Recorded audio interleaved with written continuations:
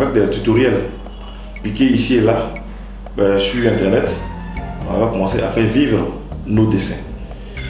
Et en 2005, on a eu l'opportunité, bon c'est vrai qu'on prenait encore notre temps pour monter une structure pour ça. Mais en 2005, on a eu l'opportunité avec la série Les Tchatchalou, qui avait été commandée par un opérateur de téléphone de la place. Et quand on a eu cela, on s'est réunis, on s'est demandé est-ce qu'il fallait fonctionner à ce projet-là ou bien est-ce qu'il fallait laisser tomber. Mais je crois qu'on a pris cela comme un défi et on a décidé de se lancer. C'est comme ça qu'on s'est lancé véritablement dans l'aventure Africatoon. C'est comme ça que ça a commencé. Avec ça, je dirais qu'on s'est fait la main. C'était une mise en bouche, on va dire. Et puis, de fil en aiguille, on a même quelqu'un de chez nous qui est allé faire un stage en France. C'est Kansou qui dirige la structure, qui est allé faire un stage en France. Et quand il est venu, il a fait sa restitution aux autres. Et c'est autour de lui qu'est bâti Africatoon. Africatoon, c'est un studio d'animation 2D, 3D composé de 10 personnes, donc une toute petite équipe. Donc des infographistes, des illustrateurs, un scénariste. Et cette équipe-là essaie d'être homogène et chacun essaie d'apporter son savoir dans tout ce qu'on fait. Au niveau du matériel, on a différentes machines, on a des Mac, on a des PC. Donc chacun essaie de travailler en fonction de sa sensibilité. Et on n'a pas vraiment suffisamment de matos, comme on le dit, pour ce qu'on fait parce qu'on travaille dans la 3D et la 3D c'est vraiment lourd en ressources et lourd sur le plan au niveau du matériel. Donc il nous faudrait beaucoup plus de matériel. Mais néanmoins, on essaie d'être efficient, donc on essaie d'exploiter à fond et au mieux le matériel qu'on a sous la main. Voilà. Donc en plus du matériel du studio d'animation, on a aussi un studio de son.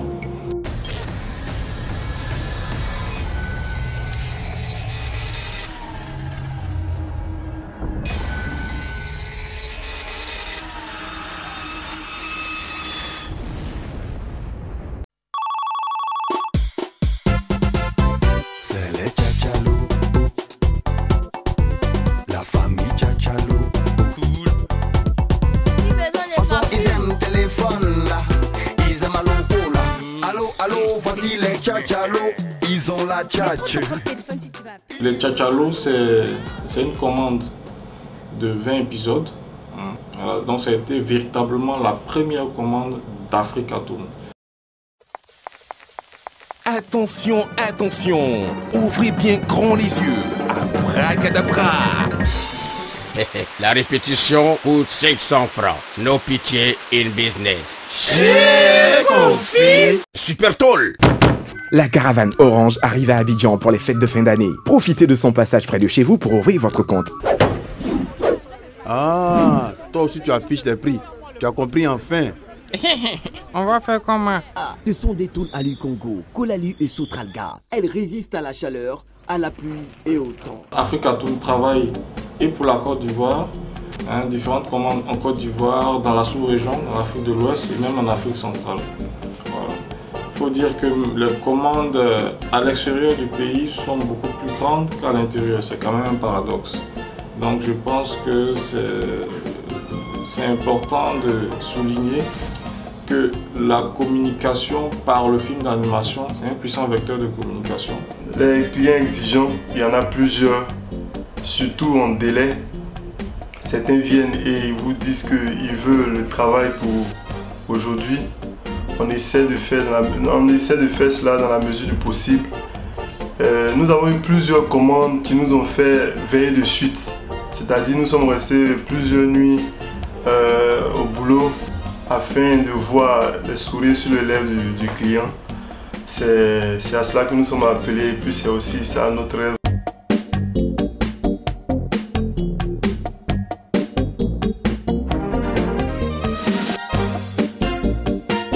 Nous faisons aussi l'aménagement intérieur-extérieur en 3D d'appartements, de bureaux, Nous faisons comme ça aussi la restauration de vieux bâtiments, l'aménagement d'espaces publics. Et comme ça, nous avons, pour exemple, travaillé sur la restauration d'un hôtel dans lequel nous avons aménagé les différentes chambres dans les moindres détails, le lit, les tables, et c'était vraiment saisissant.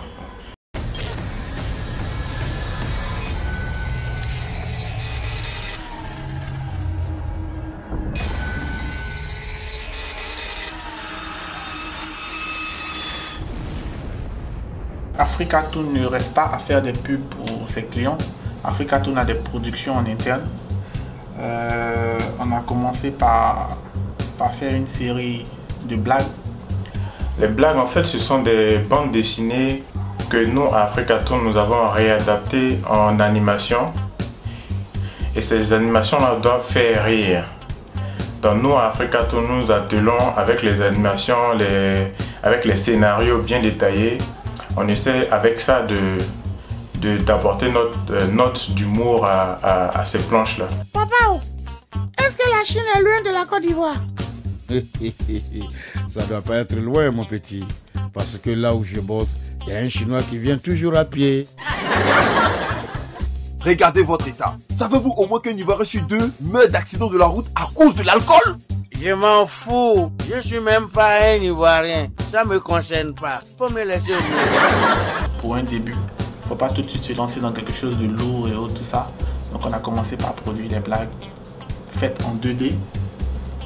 Après avoir été un peu outillé, après avoir eu un peu la main, on s'est lancé ensuite dans les productions séries 3D avec Quiproquo le Sage.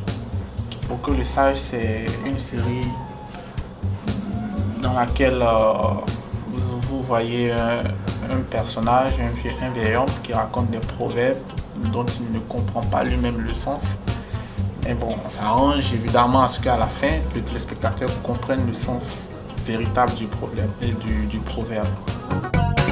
Quiproquo, quiproquo, le vieux père quiproquo, quiproquo, quiproquo, son affaire de proverbe. Salut les amis, c'est encore moi, le seul, l'unique, l'incomparable, le vieux père quiproquo.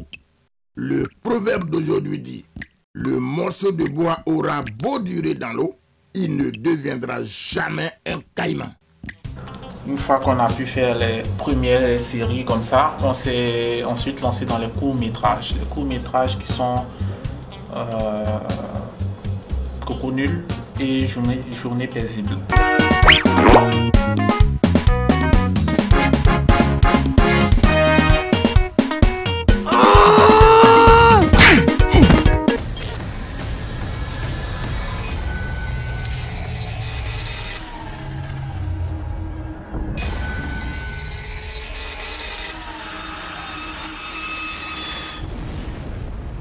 Pour ce film, on s'est beaucoup documenté. Donc, notre recherche documentaire, on a essayé de ratisser large. Donc, on est allé au bord de la Pomoe pour prendre des images. On est allé au Ghana pour filmer certaines manifestations culturelles. On a essayé de reconstituer en 3D le palais royal du roi Osei Tutu. C'est avec beaucoup de plaisir que je me suis engagé dans cette belle aventure et je prends du plaisir à toutes les étapes depuis le début. Déjà, ne serait-ce que même à la lecture de la bande dessinée que je ne connaissais pas totalement, j'ai découvert une histoire formidable. Par la suite, bon, c'est vrai que là c'était un peu plus difficile lorsqu'il a fallu l'adapter. C'est avec un pincement au cœur qu'on a dû abandonner certaines sous-intrigues, en particulier une histoire d'amour assez intéressante qu'on a dû laisser tomber parce qu'on ne voulait pas se retrouver avec un film de 2h30 ou 3h, donc on a dû faire des choix. Par la suite, il a fallu se documenter. Là encore, ça a été très enrichissant parce que j'ai découvert beaucoup de choses sur l'histoire du royaume Ashanti, mais également sur l'histoire de la Côte d'Ivoire naissante dans les tout débuts, à cette époque au 17, 18, 19e siècle. Et puis bon, l'écriture du scénario, là, on m'a donné le feu vert, on m'a dit éclate-toi, et j'ai essayé de le faire. On a commencé par dessiner les personnages, redessiner les personnages parce qu'ils existaient déjà dans la bande dessinée. Donc on a commencé à les redessiner, les adapter à l'histoire 3D que nous sommes en train de produire. Après les avoir dessinés, nous avons fait le storyboard qui est le récapitulatif de l'histoire en fait en bande dessinée. Après le storyboard, nous avons attaqué l'animatique, qui est la concordance des images du storyboard avec l'audio joué par les acteurs. Tous ces jours sans manger. Fais un effort, ma fille. S'il te plaît. Tu sais, quand Nyamembri donne une maladie, il l'accompagne toujours du remède. Tu sais, les enfants, quand ils sont teigneux de façon bizarre, ils touchent, ils crient, ils ont un cri en aigu, genre... Majesté, les guerriers de Nzi et de Kwadiote peuvent les accompagner. La place des archers n'est-elle pas aux côtés du roi? Il n'y a qu'un seul maître du monde invisible à Koumassi. C'est le grand Kongwebia. Vous devez partir. Le roi nous envoie arrêter les conspirateurs. Il ne veut pas de mort. Mais, on verra bien. On verra bien. J'ai eu à modéliser deux personnages, le porte-parole et le roi. Voilà, le roi, j'ai eu à modéliser, à faire le texturage, à faire aussi le dépli UV pour ceux qui s'y connaissent. Et puis bon, j'ai eu la grâce comme ça, de finaliser toutes les scènes. Concernant ce décor, d'abord on a parti d'une documentation de l'époque du royaume Ashanti. C'est en fonction de ça qu'on a essayé de faire, si on veut dire, un montage pour pouvoir cadrer un peu avec l'époque de la période du royaume Ashanti. C'est dans ce sens-là qu'on a plus ou moins regardé un peu le modèle, la manière dont les gens ont construit les maisons, avec aussi la documentation aussi. On s'est posé aussi des questions de savoir un peu comment était la densité de la forêt à l'époque. Nous avons créé un site internet qui sera à l'adresse www.pocoulefilm.com. Vous pourrez être informé en temps réel de toute l'activité sur le projet Abla Poko, qui est l'un des plus gros projets d'Afrique à tout, en ce sens que c'est un long métrage.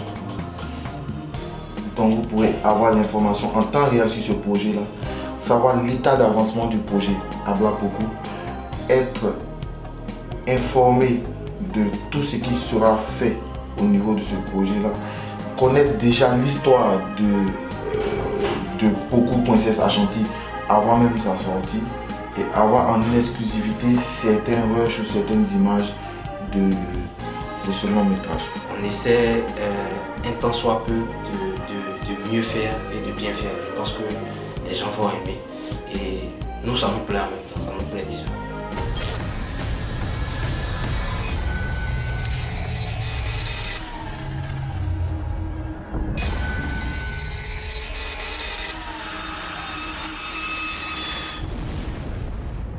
Faisant la maxime qui dit qui veut aller loin ménage sa monture, nous sommes en train de mettre, nous continuons de nous organiser, nous allons mettre en place une école d'infographie et les meilleurs étudiants seront intégrés directement dans Africatoon. Nous avons vraiment de l'ambition. Nous ne comptons pas nous arrêter à la Côte d'Ivoire, nous comptons conquérir le monde entier. Même si nous avons commencé par le papier, nous avons de la suite dans les idées. À l'image de Walt Disney et d'autres structures, nous voulons passer maintenant à l'audiovisuel et au numérique. Donc nous sommes en train vraiment de préparer notre monture pour aller loin. Pour certains, c'est peut-être un rêve, mais pour nous, c'est le début de la réalité puisque nous sommes dans le processus. Africaton va conquérir le monde entier.